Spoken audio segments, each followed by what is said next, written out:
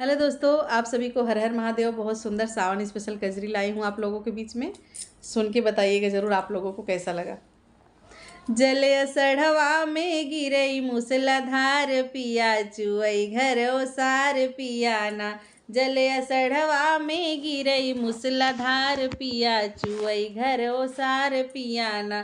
घर ओसार पियाना हो ओसार पियाना।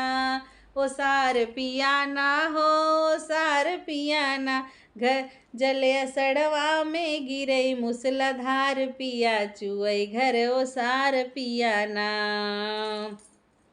दिल्ली छोड़ी रहत आई देत पहले से छवाई। दिल्ली छोड़ी रहत आई देत पहले से छवाई। पानी उबही के दुखई मोर हाथ पिया चुअई घर ओसार पियाना। जले सढ़वा में गिरई मूसलाधार पिया चुअई घर ओसार पियाना।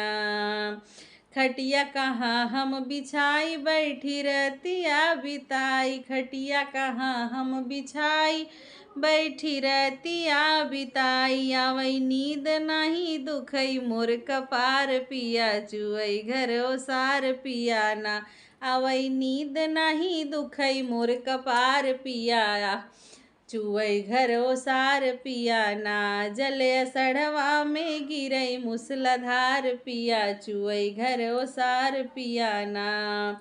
10 साल से कमाइल दुई है कोठरी बनाई। 10 साल के कमाई लेता कोठरी बनाई। सासू के कुलियई का मैया दे के आय पिया चुअई घर ओसार पियाना।